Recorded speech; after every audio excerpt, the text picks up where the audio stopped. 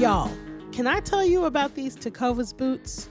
I don't know if y'all know this, but these boots are handmade, high quality, stylish, and comfortable right out of the box. I know we buy everything online these days, but boots are something you really should get fitted for. And it just so happens Tecovas is based right here in Austin. So come shop with me at the Tecova store on South Congress or the Domain. That's TECOVAS.com. Don't go gently, y'all. Today on CityCast Austin, we are talking to Jay Graham Enciso, the CEO and co-founder of an Austin cannabis dispensary. Because even though marijuana is illegal in Texas, you can still buy cannabis in Austin, and not just on the street. So, with a certain scent wafting through Austin this summer, today we're talking about pot. What's for sale here, whether it's safe, and what it's like operating an above-board business in a taboo industry. So, what can you buy in Austin? And is it safe to use? How does Jay do it? And what are the laws? CityCast Austin is brought to you by our exclusive launch sponsor, Tecovas.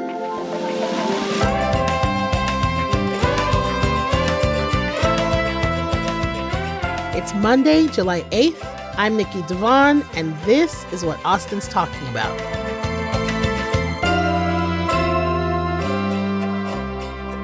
I'm here today with Jay Graham Enciso, CEO and co-founder of Mary J, which I call a boutique for cannabis and CBD and healing.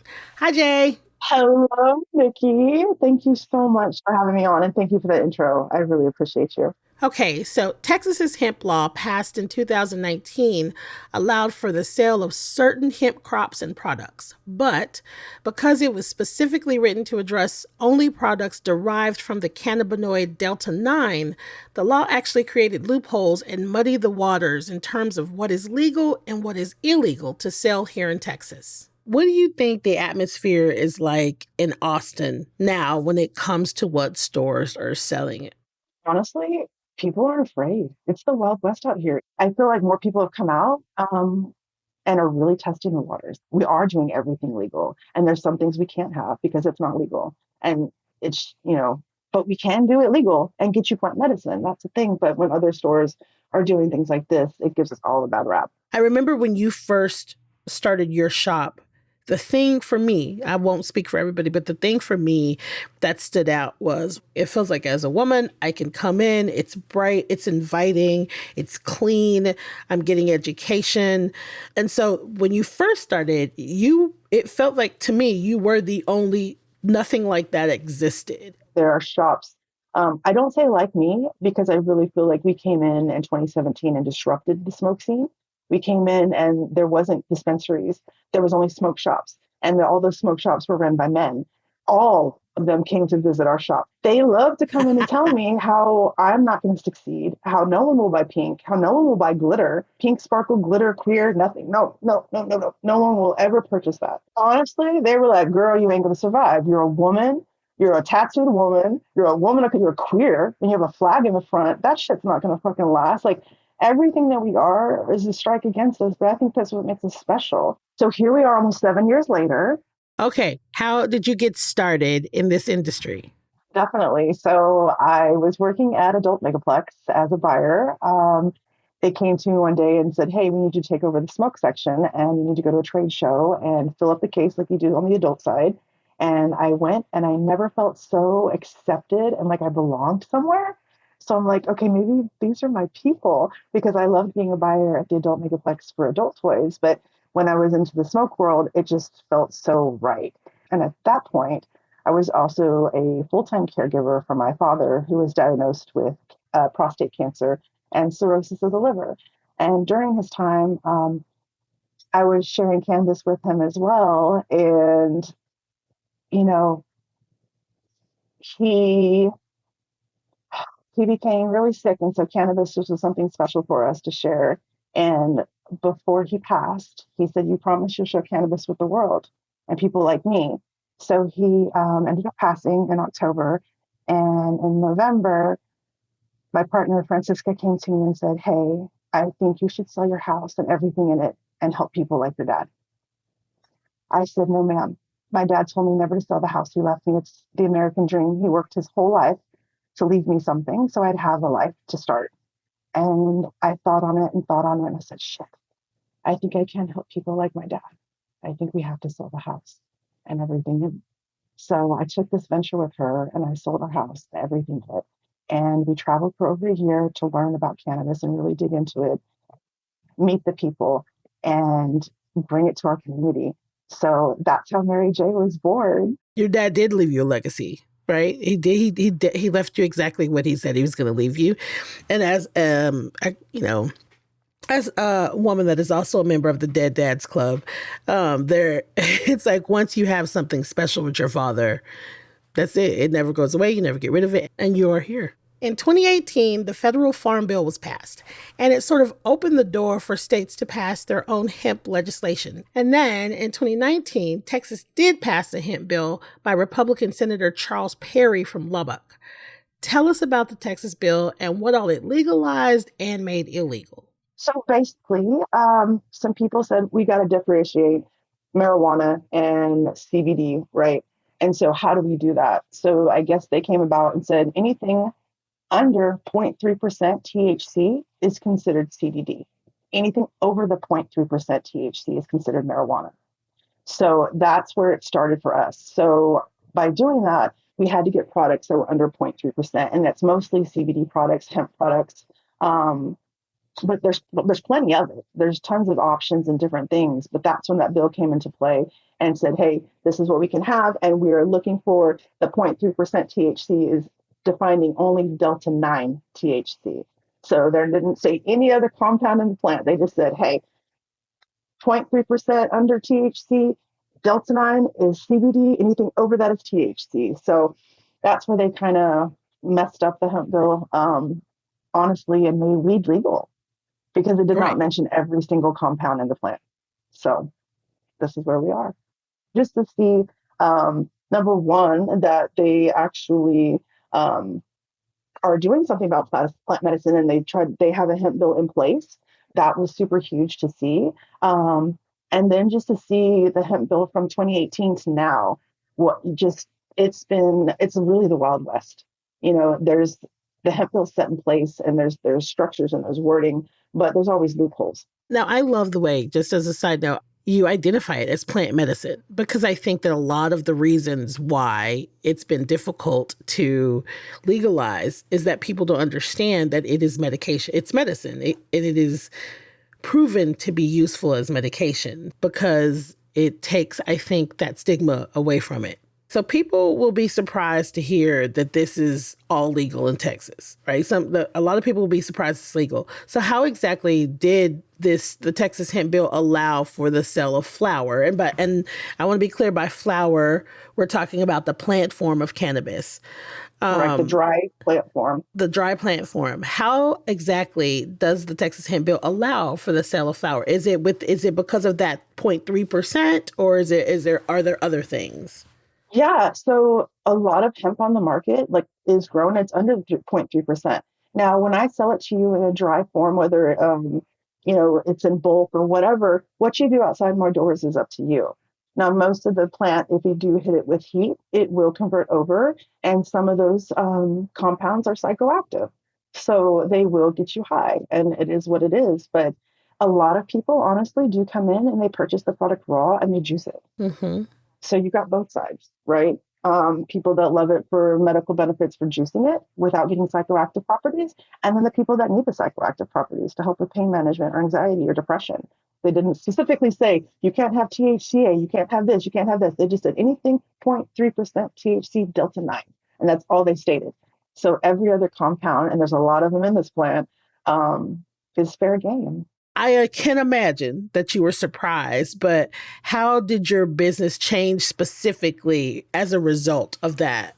We follow strict standards and procedures. We were already following those practices, and I'm still to this Mm. day following those practices. And some things they don't even have written in the hemp bill, So I was not worried. At some products I did pull off the shelf because they did not meet the standards, and we destroyed them. but everything else has always been legal. I want to talk about these standards because I think it's important. So let's talk a little bit about how you ensure that you meet and exceed even those standards. For sure. Number one, I love you and you're my family when you walk through my doors. I'm going to treat you the same way I treated my dad. I'm going to give you the same respect, the same research, the same love. And that's exactly what I do in everything that we do in our shop. Um, what we do is everything is in child resistant packaging. The hemp bill, there is no law, there's no age limit. A 14-year-old can go into a shop and purchase intoxicating What? CBD. Yeah, it's crazy. Look it up. I had to research again myself. I said, you were right. There is no age limit restriction. So for us, it's extremely important. Anyone for us under the age of 21 should not be should not have cannabis unless guided by a doctor or parents. But everything that we carry is in child resistant packaging. You will probably not see that very much around town anywhere. I get a lot of samples and nothing is in child resistant packaging, which drives me crazy because it's not that much more expensive. So that number one. And number two, I'm about the natural plant. A lot of people don't know most of the products out here, and I'm outing people. It's synthetic. It's made from CBD. It's converted over to any compound that you want. And I cut through that shit. I cut through it. You deserve natural. You deserve safe. I want to take natural, good medicine. I look for everything natural, and it's really, really hard to find. So when you come in, you don't see very much, but what you do see, it's safe. And how can I back that up? By COAs and lab results. And what a COA is a certificate of analysis, and that um, product in the state of Texas legally has to have a QR code on it. And that QR code, you will scan it and it'll go to that COA, which is that certificate of analysis. And on that analysis, it'll break down everything that's in that product, whether it's flour, Nice. whether it's an edible, whether it's an oil, whether it's a dog biscuit. And it's sent off to a third party lab, and that lab tests it for residuals, pesticides, metals. Um, is there even THC in it? Is there CBD in it? Like, and you can tell mostly on those lab results if stuff is synthetic and if it's converted over. We've gotten really good over the years on how to cut through those lab results and see what's not real and what's real, because unfortunately, guys, that is out there as well. They will sell you a product and that lab result that it scans to might go to something totally different. And like, again, there's no regulations or rules. So that's where we step into play. And so that's what I mean by standards. We'll be back with more on cannabis in Austin after this quick break.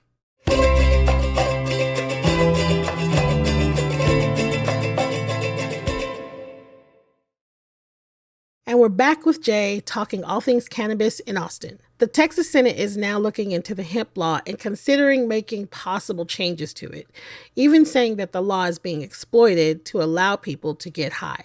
Did anyone bring that up at that time? Like back when they were doing it, did someone say, hey guys, are we worried at all about this being exploited?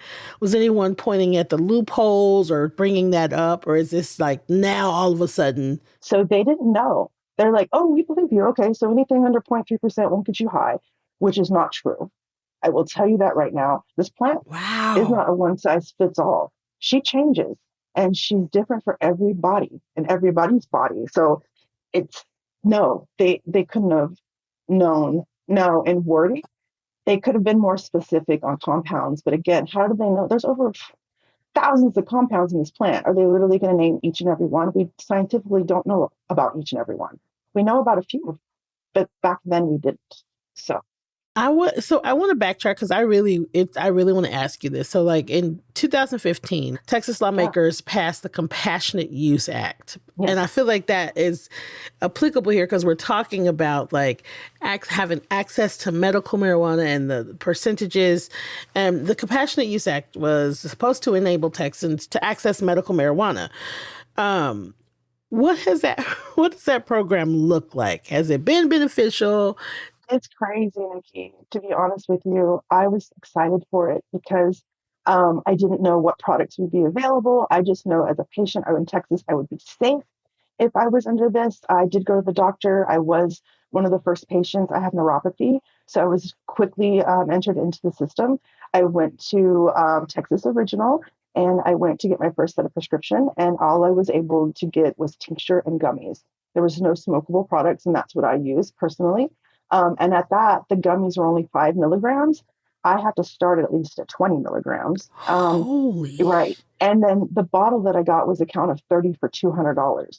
And if I got two what? bottles, I can get $50 off. So I know that I have a high tolerance. So I went ahead and got the two bottles, right, for $150 each. Right. And it did nothing for me.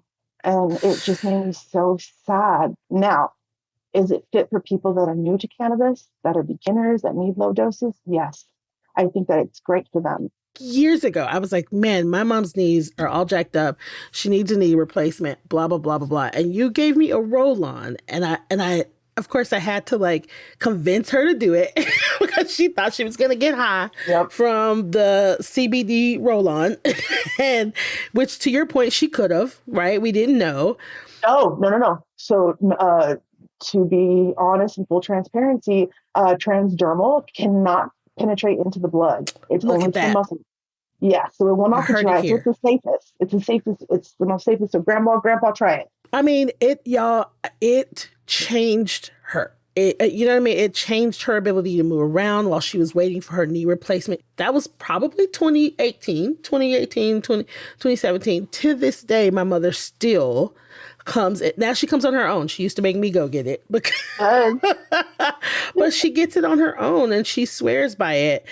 I want to talk a little bit about just really quickly, if you'll indulge me. I want to talk about the difference because I think sometimes a lot of people are like my mom, right? They're like, I'm worried about getting high. So let's just talk a little bit about the effects of marijuana. so there's so many products on the market, from ingestibles to topicals, like even for your animal. But there are products that will not get you high. There is no way that that topical ointment or lotion is going to seep into the blood system. It'll only get as far as the muscle, which is great because that's what you're wanting to use it for. So that is a great way to introduce anybody that you know that is dealing with pain and is just wanting to take a natural route. That is probably our top seller to this day, the one that she uses. You can take the plant, you can extract any compound that you want out of it. So there are things like CBD isolate, and that is just literally CBD pulled from the plant and isolated. And from there, you can make that into a tincture or an edible. And those are meant to not get you high. I can't say that it doesn't get you high because I've seen that firsthand, that CBD only can make people feel a little bit of something. So, but if you're looking for the safest non-psychoactive route, it's definitely topicals. But there's a whole world. There's smokables, there's edibles, and in that edibles, there's fun things: chocolates, candies, gummies, pills, drinks. And let's talk about what does it do to your body? Like what is it is it calming your nervous system? Is it how does it do you know how it helps with your pain? How So it yeah, helps? Okay. definitely. So when you take in cannabis, it does. You have a CB1 and a CB2 receptor in your body, and cannabis will attach to those, and it will take it where it needs to go and put it into your body. THC for me is going to be more in the head, and CBD is going to be more in the body. So it's depending. At the end of the day, and I'm really in pain from the end of the day, and I really want to mentally and physically relax, I will go more of the THC route. But during the day, if I need to be really productive and up, I will use CBD, and that for me, it doesn't make anything psychoactive in the head, but it just helps my body just relax, and Right. I'm able to focus because I'm not in pain and focusing on the pain. So, and in that, there's several different strains and variations that you can have, and there's just so many options. Now, I want to shift gears and talk about the Department of State Health Services. Oh, Now, delicious. how involved are they in all of this? And do you think they should be more involved? Just recently, have I heard they are going around to stores and asking for full panels of those COAs that I was talking about, which is great. They were not very active at the beginning, but we're starting to see them active now. Good. So in September, the federal farm bill that the hemp bill was made from expires. What do you think will happen? And do you think that could whatever happens next on a federal level might shut down hemp in Texas? Definitely. So we have till September, like you said, for them to rewrite. There is some stuff in action that they're wanting to remove and rewrite wording. They don't want any psychoactive products at all. Jesus. That is what they do not want. And so we do sell those, right? When they brought that bill into play, like I said, there's loopholes. We sell weed. Like everybody is selling what it is because in its dry weight form, it is still legal. But like I said, when you take it out of my doors and what you do with it, you hit it with heat and you activate it, it is going to get you high. So they're just catching on. and they are wanting to make it clear that they do not want anything psychoactive. But we are already getting that psychoactive plant medicine to our people. So I don't see the difference. I think if we regulate things, we put things in child resistant packaging, put an age restriction on it, get it out of the hands of kids, like there is a way that all this could work. But they just don't want to listen and they just want to say no.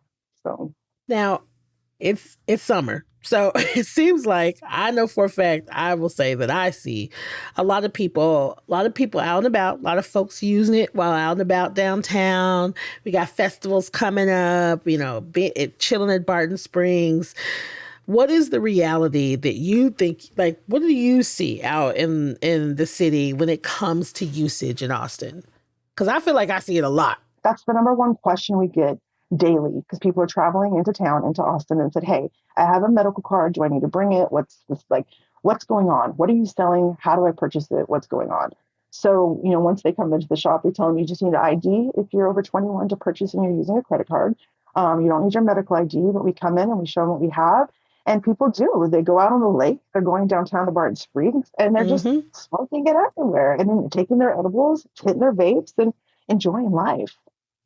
I think it's beautiful. Have I heard anything about they arrested someone for being intoxicated off of cannabis and couldn't float down the river? And oh, hell, they floated down the river, had a beautiful day, and then went and supported a fucking restaurant, I'm sure. And you're not hearing them being harassed or anything like that. Do you hear Oh, nothing like that? no, no. And honestly, police officers come into our shop and shop. They hurt too, right? They I hurt love too. that. Maybe they can't have stuff that's psychoactive, but they hurt too. And that rub, we sell the hell out of it to them. They love it. That Firefighters, y'all, that people, rub. all kinds of people. I'm telling you, that rub, that's the number one seller for sure. The legislature comes back next year. So what are you hoping, like pie in the sky? What do you hope to see when it comes to marijuana regulation in Texas? And like what would be the worst case scenario for you? So worst case, let's start with the worst. I always like the bad news first. The worst case scenario that they do take the bill and they specify compounds and they're taking products that are psychoactive off the market. That would it would hurt a lot of customers. It would hurt a lot of patients because that some do need more. And so if they took that off the market, it would be devastating. But before THCA was around, there were other compounds. So there, I'm sure there will be more loopholes and other things. Um, but that's what I hope not to see. What I hope to see is that we can work together medically, retail, statewide. But I mean, first, I cannot preach it enough. Child-proof packaging. Make sure it has COAs. It's not synthetic. Make sure it's natural. Things like that. I hope that we can work together and really get clean medicine to our people. Not cut out compounds, but make sure it's clean and having those backup, regulations with it. That's what I hope. That it's accessible to everybody, but we can all work together. I have to ask you. You say there are three things that you tell people to ask if they don't buy from you. There are three questions you say people should ask. What are those three questions? So number one, make sure they have that COA and that they can explain it to you and make sure that that's the actual medicine that you're purchasing and that goes to that. Number two, child resistant packaging, y'all. I cannot stress it enough. Sometimes it is difficult for us to even open, but it is worth it. Having a child get a hold of that is the last thing we want. That is the last thing we want. We want it to be safe consumption for everybody. And number three, ask, is your product synthetic or is it natural? Is it isolated? Is it coming Nice. straight from the plant? Because I guarantee you, it's all synthetic. I've had to let manufacturers go here in town, in Texas, because I asked them, are you going to ever go the natural route? Or are you going to stick with the synthetic route? And I said, synthetic route financially seems right for us. And it's always about the money, which, yeah, we all have to make money to survive and be here. But I mean, there is a world where you can still be here and take care of your people. We're Yeah. proof of it, seven Yeah. years of it. I said, it's so simple. It's just, those things. And then ask where it's coming from. Is it from Texas? Is it from their states we can't even we shouldn't even be purchasing from? Are those people purchasing from California? Are these people purchasing from Oregon? I guarantee you they are because those companies are coming into my shop daily and giving me samples and saying, purchase from us. I'm like, you do know you're like a state I'm not supposed to be purchasing. You shouldn't be offering this to us. You're a state we Wow. can't even ship to, right? You can't even But ship there's there. like, no, God, there's so Nevada, Colorado, Oregon, California. There are tons of states we can't ship to. Wow. Whether, yeah, THCA, Delta 9, Delta 8, like it just depends. You can't. So yeah, there should be, yeah, regulations. I think if you have never been and you hear this and you're just curious and you're curious about what we're talking about, or you're curious about plant-based medicine, or even if you just have questions about whether this is something that can help you, you need to just go. Even if you don't feel confident or comfortable enough, because I know how intimidating and scary it is to go into shops that sell cannabis, call me, call the shop, Yeah. ask questions. We're here for you. Like, email us, call us, Instagram us. We're here for you no matter what. Like, I know it takes people time and courage to get into the shop, but once you come in, you're going to see how loved you are. And people, I think the one thing they think, everything's so nice in here. I'm like, but you deserve that. So tell everybody where your shop is. 2110 South Lamar. We are right next to Black Sheep Lodge. Even if you don't mess with cannabis, come and see us. Yeah. I have hair clips. I have pillows for your couch. I've got clothes. I have if I love it and it's cute, we're going to get it. I got jewelry. Like, we have something for everyone. Yeah. Just go to the shop. Also, not for nothing, there's parking on the side too. Thank you so much, Jay. Thank you so much for coming on today and talking to me about all things cannabis and clean medicine and just plant-based medicine. This is wonderful. Thank you so much for having me and just being open to listening to what we offer and just who we are. So thank you. And thank you for seeing us.